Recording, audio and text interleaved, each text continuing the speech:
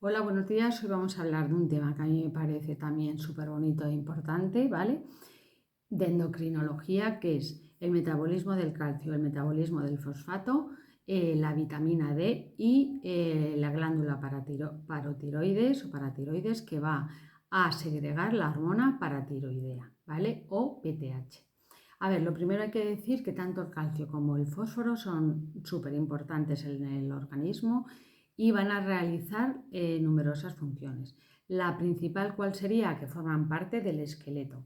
El calcio, del esqueleto de 1 a 2 kilos de calcio corresponden a calcio y 600 gramos a fosfato, ¿vale?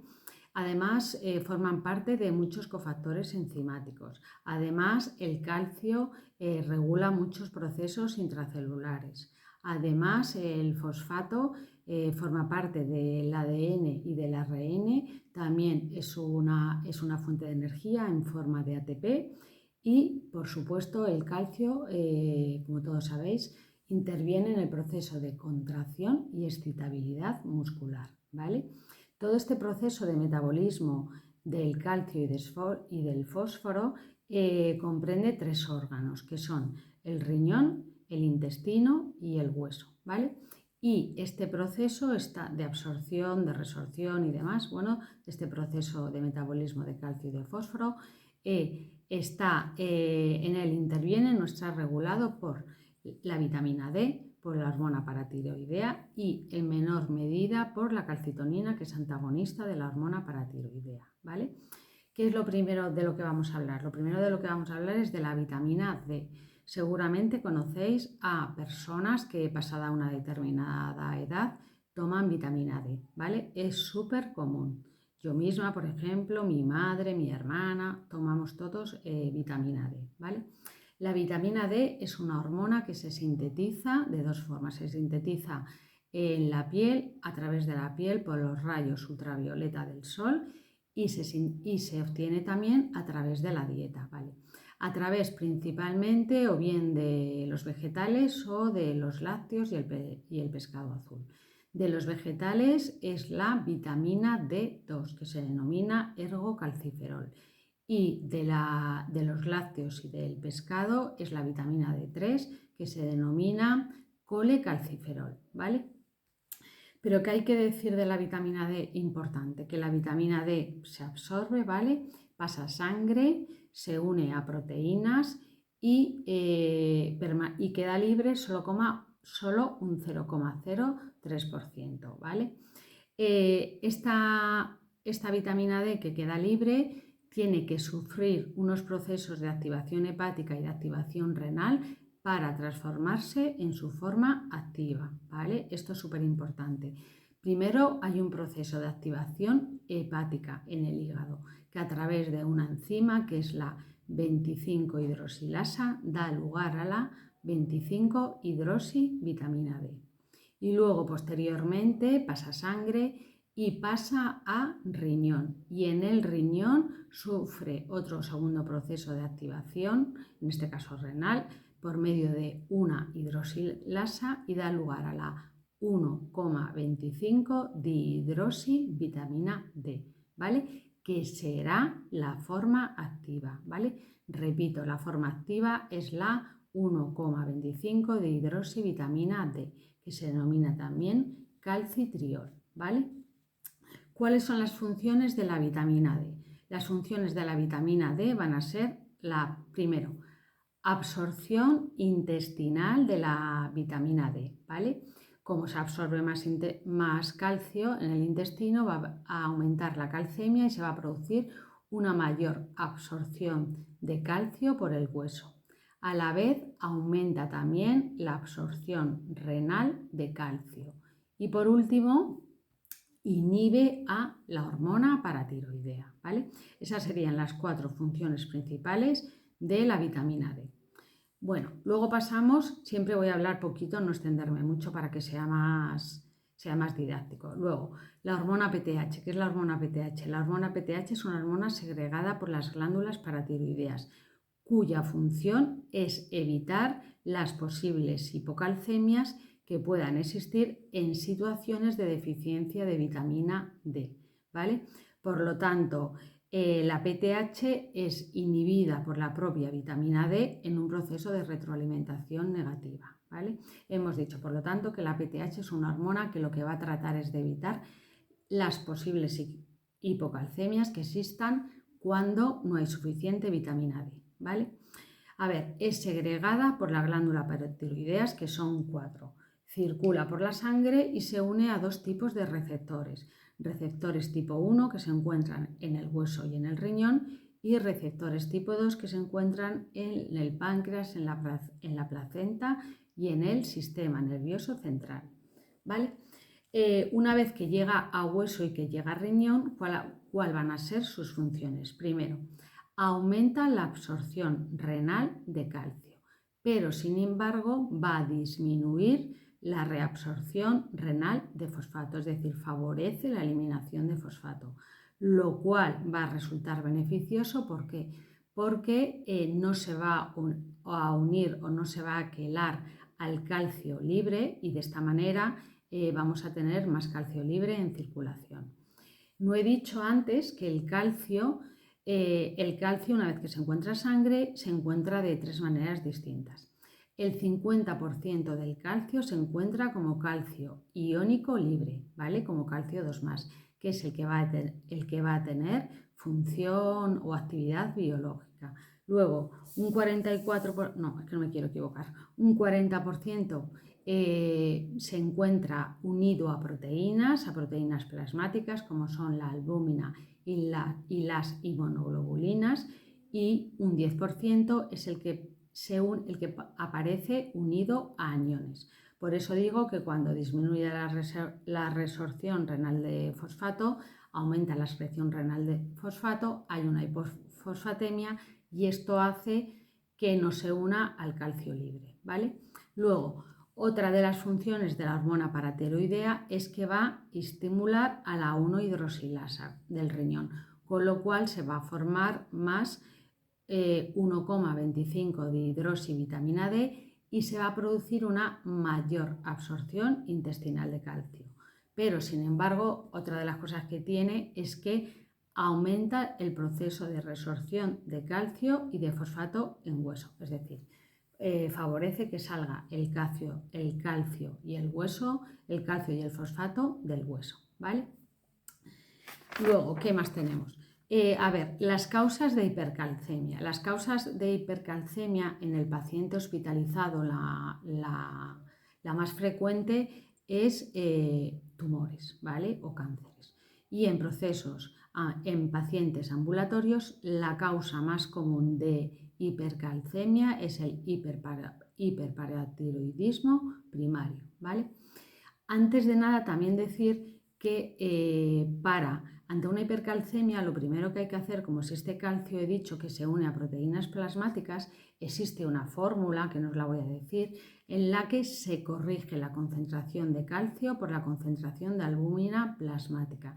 Entonces, una vez que se haya hecho esta fórmula, se ve que con el resultado que dé, pues sí es verdad que sigue existiendo esa hipercalcemia o no. Una vez que nosotros hemos corregido el valor del calcio por la concentración de albúmina plasmática y seguimos observando que hay hipercalcemia, lo siguiente sería identificar las causas. Hemos dicho que hay causas dependientes de la hormona paratiroidea, que sería el hiperparatiroidismo primario, y luego hay otras causas que no son dependientes de la hormona paratiroidea, como sería un exceso de vitamina D, ¿vale? Luego serían también enfermedades granulomatosas como la sarcoidosis o como la tuberculosis, que expresan 1-hidroxilasa y dan lugar a 1,25 de hidroxivitamina D. Y luego serían también sustancias con acción en receptores de PTH, que se denominan PTH-RP, que están producidas por algunos tumores epiteliales diseminados, ¿vale?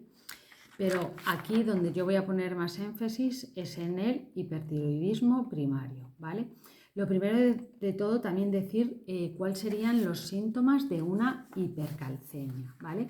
Para ello hay que decir que el rango normal de una hipercalcemia es de 8,5 a 10,5 miligramos decilitro, ¿vale? De 8,5 a 10,5, ese sería el rango normal. Pero muchas veces, más que el rango de la hipercalcemia, lo importante es la velocidad de instauración de esa hipercalcemia, ¿vale? Entonces, vamos a hablar de una hipercalcemia leve, una hipercalcemia moderada o una hipercalcemia grave. La hipercalcemia leve, que va con valores de 10,5 a 11,5 miligramos decilitro, generalmente es asintomática y el paciente únicamente se siente cansado o se siente débil, ¿vale? Luego, en una hipercalcemia moderada que va de 10,5, no, perdonad, moderada, de 11,5 a 12,5, ahí ya aparecen náuseas, aparecen vómitos, aparece anorexia, aparece debilitamiento muscular, mareo, confusión, desorientación, acortamiento del intervalo QT, hipertensión, arritmias, úlcera péptica, pancreatitis y puede aparecer insuficiencia renal. Insuficiencia renal aguda por dos cosas, por vasoconstricción de la arteriola eferente que llega al riñón o por formación de cristales de oxalato cálcico o de carbonato cálcico, que daría lugar a una nefrolitiasis. Y luego también puede haber insuficiencia renal crónica por nefrocalcinosis, que es que se destruye el parénquima renal, ¿vale? Y luego ya cuando la hipercalcemia se puede decir que es grave o muy grave, mayor a 12,5, existirían todos estos síntomas, más aparte, todos estos síntomas más exacerbados, más aparte, disminuye el nivel de conciencia de la persona, ¿vale? A ver, una vez dicho esto, vamos a hablar del hiperparatiroidismo primario. El hiperparatiroidismo primario es la primera causa de hipercalcemia en pacientes ambulatorios, ¿vale? Debido a un hiperfuncionamiento y a una hipersecreción de glándula o de hormona paratiroidea, ¿vale? ¿Cuál es la causa? La causa más común en el 80% de los casos es un adenoma de paratiroides, ¿vale? Luego, en un 14% de los casos sería la hiperplasia de parotiroides y solamente en casos inferiores al 1% sería un carcinoma de parotiroides, ¿vale? Por lo tanto, repito, la causa más importante de este hiperparatiroidismo y más frecuente es el adenoma de parotiroides en un 85% de los casos, ¿vale? ¿Cuáles serían los síntomas de un hiperparatiroidismo primario que va a dar lugar a numerosas complicaciones? Voy a coger mi chuleta, perdonad, porque es que si no, seguro que se me va a ir alguno, ¿vale? A ver, lo primero de todo sería ¿cuáles son los síntomas del hiperparatiroidismo? Lo primero sería una hipercalcemia leve o moderada o incluso normal, que va a dar lugar a calciuria. Y esta calciuria, ¿qué es lo que va a provocar? Va a provocar una insuficiencia renal. Insuficiencia renal, ¿por qué? Porque se produce una nefrolitiasis cálcica, como hemos visto en la hipercalcemia, porque se forman cristales de oxalato cálcico y de carbonato cálcico. Es la complicación más frecuente. Y luego también se puede producir insuficiencia renal por nefrocalcinosis, que hemos dicho que era la destrucción del parénquima renal. Luego, hay complicaciones óseas. Hay osteoporosis de predominio cortical principalmente y también trabecular y van a aumentar, por lo tanto, mucho el riesgo de fracturas. Y hay también osteitis fibrosa quística en el 15% de los pacientes diagnosticados ya hace 50 años, ¿vale? Esta osteitis fibrosa quística se origina, lo voy a leer, por proliferación de osteoclastos multinucleados gigantes. Se observan quistes, resorción distal de las falanges y resorción superior ística, dando lugar a un borde óseo irregular, ¿vale? Luego, también va a haber riesgo cardiovascular, va a aparecer diabetes, va a aparecer hipertensión y va a aparecer dislipemia. También va a haber trastornos gastrointestinales con una mayor frecuencia de úlcera gástrica y posible riesgo de pancreatitis aguda. También va a aparecer hipofosfatemia, que agrava la hipercalcemia, ¿vale? Al disponer de menos iones que quelantes para el calcio sérico. Aumenta el riesgo de depresión, aunque en este caso se desconoce si la depresión está ocasionada por alteración del metabolismo del calcio y del fósforo o si simplemente es un hallazgo coexistente, ¿vale? Y luego, si la hipercalcemia es grave por mayor a 12,5, se produce una tubulopatía con incapacidad de concentrar la orina y que es reversible tras normalizar la calcemia, ¿vale? Y luego, el tratamiento para el hipertiroidismo primario sería la cirugía, ¿vale? Sería la cirugía pero hoy en día es el tratamiento mejor que resuelve la mayoría de las complicaciones, pero con objeto de definir los pacientes de mayor riesgo de complicaciones, se han consensuado una serie de criterios que se van actualizando periódicamente. Estos criterios en los que se recomienda la cirugía son edad menor de 50 años, ya que se ha visto que existe más riesgo de progresión y complicaciones del hiperparatiroidismo. Hipercalcemia mayor a 1 miligramo decilitro por encima del límite superior de la normalidad, es decir, superior a 11. Afectación renal definida como filtrado glomerular inferior a 60 mililitros minuto, nefrolitiasis cálcica detectada o bien por radiografía o bien por la historia clínica del paciente, hipercalciuria mayor a 400 miligramos por 24 horas. Y luego, también por afectación ósea que se definida como densitometría ósea que muestre osteoporosis en cualquier localización, ¿vale? O fractura patológica descrita o bien en la historia clínica o detectada en pruebas de imagen, ¿vale? Habitualmente son fracturas de vértebras, ¿vale? Y luego, con objeto de simplificar el tratamiento quirúrgico del hiperparatiroidismo se emplean técnicas de localización. Técnicas de localización como es una ecografía cervical o como es una gamma sextamivi, ¿vale? Que bueno, en este caso no os voy a contar lo que es. Y luego, por último, decir que la cirugía consigue la remisión de un 90 a un 95% de los pacientes, aunque se ha de hacer un seguimiento para evitar las recidivas y la evolución y para observar la evolución de que se produzcan complicaciones renales u óseas. Y con la cirugía se normaliza la calcemia, disminuye el riesgo de fracturas, disminuye la nefrolitiasis y disminuye o detiene la progresión de la nefrocalcinosis, ¿vale? Bueno, con esto ya acabo, hay más cosas que decir, pero bueno, ya será en otro momento. Espero que os haya gustado. Un besito, chao.